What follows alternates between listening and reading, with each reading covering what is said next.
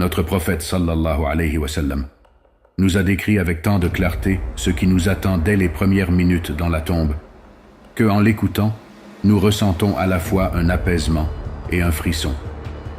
Car quand nos proches s'éloigneront de la tombe et que leurs pas se feront de plus en plus distants, seuls avec nous-mêmes, nous vivrons des expériences si intenses que vous vous demanderez: vivrons-nous les moments paisibles ou les plus effrayants? Si vous êtes prêts, voyons ensemble ces révélations à méditer, tant que nous sommes encore en vie.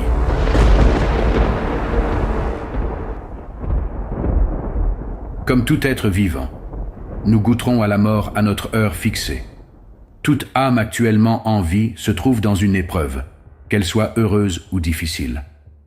Allah subhanahu wa ta'ala a créé la vie et la mort pour distinguer celui qui agit avec bienveillance et foi. Vous êtes-vous déjà demandé ce qui nous attend après que l'ange de la mort nous a pris notre âme? Quel stade traverserons-nous? Notre prophète sallallahu alayhi wa sallam nous a offert des explications détaillées pour que nous sachions ce qui se passe après le dernier souffle.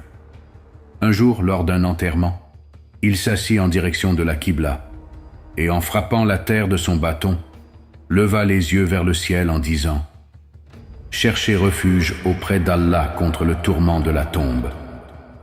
Il répéta ensuite 3 fois: Ô Allah, je cherche refuge auprès de toi contre le tourment de la tombe. Il était en effet informé de réalités importantes concernant la mort et ce qui vient après. Il nous raconta alors ce qu'il savait. Il nous donna 2 exemples d'âmes. L'une est celle qui a cheminé dans la voie voulue par Allah subhanahu wa ta'ala et qui a vécu sa vie en conformité avec ses ordres. L'autre a pris le chemin opposé et recevra une récompense, en conséquence, dans l'au-delà. D'abord, il parle de celui qui mérite les bonnes choses. Si je vous décris ce bienheureux comme étant vous-même, croyant méritant le bonheur éternel, au moment de quitter cette vie, des anges, au visage lumineux comme les étoiles, descendront du ciel vers vous. Ils amèneront avec eux des présents, dont l'un est un parfum d'une douceur jamais ressentie sur terre. Ce parfum, ils le répandront sur vous. Les anges s'assiéront à portée de votre regard, tandis que l'ange de la mort viendra, avec bienveillance, détacher votre âme sans douleur. Quand elle sera séparée de votre corps, les anges de la terre et du ciel prieront pour vous. Ces mêmes anges vous envelopperont dans un linceul du paradis et vous parfumeront d'une senteur sublime. Et c'est à cet instant qu'un miracle se produit. Toutes les portes des 7 cieux, celles que notre prophète sallallahu alayhi wa sallam a traversées une à une, s'ouvrent pour vous. Les anges vous accompagneront dans votre ascension. À chaque ciel, des groupes d'anges vous rencontreront et, en vous voyant, demanderont à vos compagnons célestes: qui est cette âme belle et pure?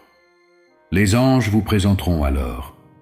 À l'arrivée au premier ciel, la porte s'ouvre pour vous laisser entrer, et vous continuez ainsi de ciel en ciel, chaque passage vous étant chaleureusement accordé par les anges que vous laissez derrière vous. Vous atteignez finalement le 7e ciel.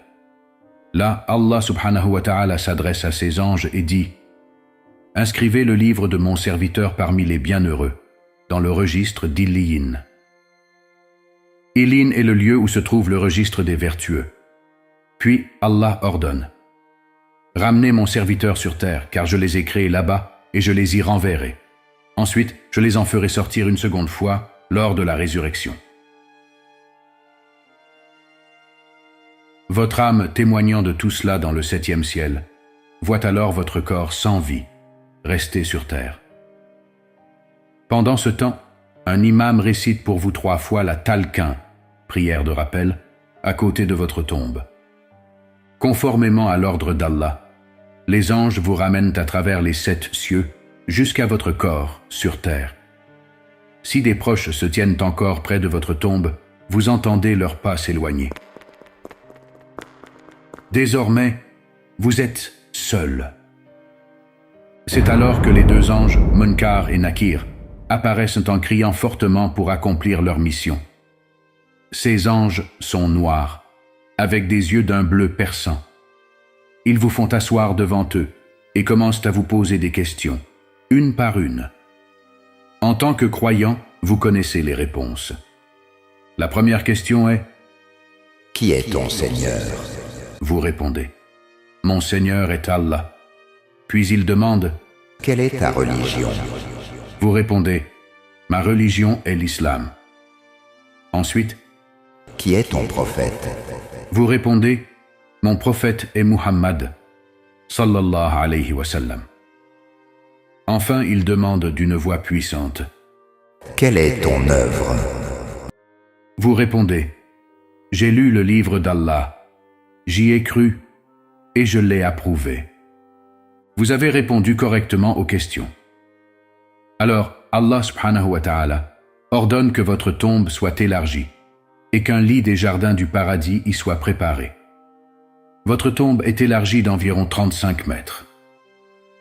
Peu après, un homme au visage lumineux, vêtu de beaux vêtements et dégageant un parfum agréable, arrive près de vous et vous dit « Je viens te donner une bonne nouvelle qui te remplira de joie. » Votre tombe se remplit d'un parfum incomparable. On vous habille de magnifiques vêtements venus du paradis. Vous ressentez immédiatement la bonté et la paix en voyant cet homme. Il vous inspire une grande sérénité. « Qui es-tu » lui demandez-vous. Il vous répond « Je suis tes bonnes actions accomplies sur terre. Par tes actes, Allah t'a récompensé. » Ensuite, un côté de la tombe s'ouvre, révélant une porte. Vous vous en approchez et en regardant à l'intérieur, vous apercevez une vision terrifiante. Cette porte mène à l'enfer. L'homme lumineux vous dit alors « Si tu avais désobéi à Allah subhanahu wa ta'ala, ce serait ici que tu irais au jour du jugement. Mais Allah t'a offert un autre lieu. » Il ouvre alors une autre porte. « Voilà ton véritable lieu de repos, dit-il. À travers cette porte, ouverte dans votre tombe, vous contemplez le paradis. Rempli d'une joie intense, vous vous écriez « Ô mon Seigneur, hâte la résurrection pour que je puisse atteindre ma place au paradis. » Puis l'homme vous dit « Reste ici. » Et il disparaît. Vous êtes maintenant installé jusqu'au jour du jugement, dans un lieu où une fenêtre donnant sur le paradis a été ouverte spécialement pour vous, vous permettant de contempler ces merveilles. Cependant, tout le monde ne connaîtra pas cette paix et cette tranquillité.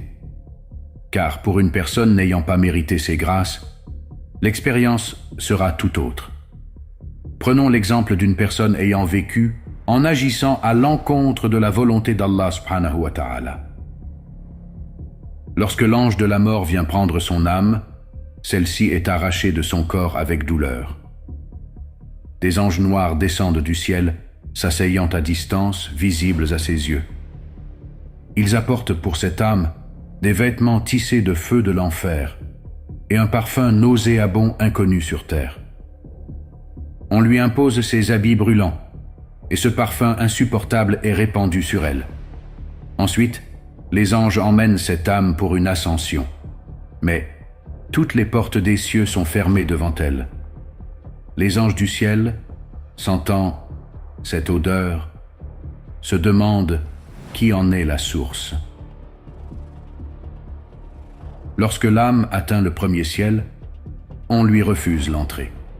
Comme le dit la sourate Al-Araf, verset 40, « Les portes du ciel ne leur seront pas ouvertes, et ils n'entreront au paradis que lorsque le chameau pourra passer par le chat d'une aiguille. » Arrivé au premier ciel, Allah subhanahu wa ta'ala ordonne « Inscrivez le livre de mon serviteur dans Sijin, dans les profondeurs de la terre. » Puis il dit « Ramenez-le sur terre, car c'est là que je les ai créés, et je les en ferai sortir au jour du jugement. » L'âme est alors rejetée du premier ciel et retombe brutalement dans son corps avec une force intense dans sa tombe. Après que les proches se sont éloignés de la tombe et que leurs pas ne sont plus audibles, vient le tour des anges de l'interrogatoire, Munkar et Nakir. Ils commencent à poser leurs questions d'une voix puissante. Qui est ton Seigneur? L'homme gémit et soupire, mais il n'arrive pas à répondre, balbutiant finalement. Je ne sais pas. Il continue. Quelle est ta religion? Il répond encore en soupirant. Je ne sais pas. Puis il demande. Qui est ton prophète? Cette fois, il répond. Je ne sais même pas de qui vous parlez. Les anges, lui donnant un indice, mentionnent. Muhammad. Il dit alors. Les gens parlaient de lui, et moi aussi je le disais comme eux. Allah subhanahu wa ta'ala ordonne alors. Cet homme a menti. Allah commande ensuite qu'on lui étende un lit de feu de l'enfer et que sa tombe soit remplie de vent brûlant venant de l'enfer. On ouvre alors une fenêtre dans sa tombe, lui montrant l'enfer, et on lui dit « Voilà où tu iras au jour de la résurrection. » Une seconde fenêtre lui montre alors le paradis, et on lui dit « Si tu avais obéi à Allah, voici où tu aurais été conduit. » Puis sa tombe est rétrécie, au point que ses côtes se resserrent l'une contre l'autre. C'est le début d'une existence funèbre et tourmentée. Ensuite, un homme malodorant, vêtu de vêtements dégoûtants, apparaît soudain et dit « Je viens te dire ce qui te déplaira. » L'homme demande « Qui es-tu » Il réalise immédiatement que cet être n'a rien de bienveillant. L'homme malodorant répond « Je suis tes mauvaises actions sur terre. » Ensuite, un autre homme, aveugle, sourd et muet, apparaît, portant un énorme marteau. Un seul coup de ce marteau pourrait réduire une montagne en poussière.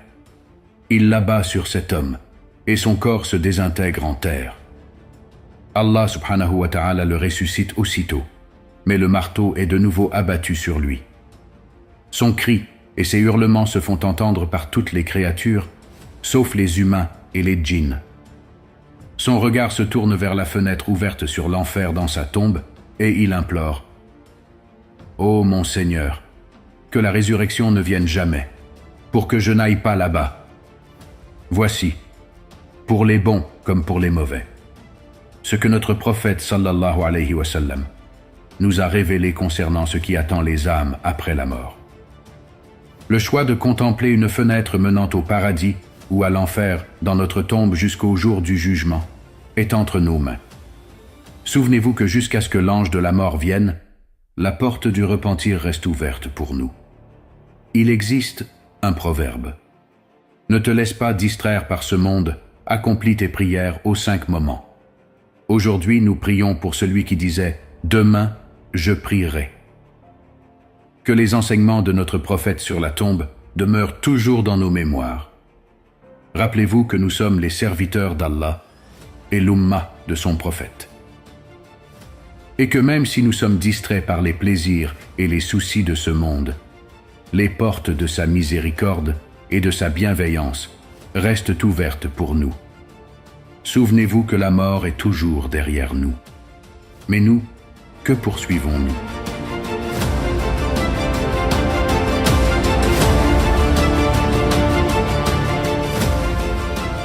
Rappelez-vous, celui qui facilite une bonne action est comme celui qui l'accomplit. Si j'ai commis des erreurs dans mes propos, je vous prie de m'en excuser. Ces erreurs sont de ma part et ne reflètent ni l'islam, ni les paroles d'Allah. J'espère vous retrouver très bientôt pour une nouvelle vidéo. D'ici là, que Allah vous garde en sécurité. Assalamu alaikum wa rahmatullahi wa barakatuh.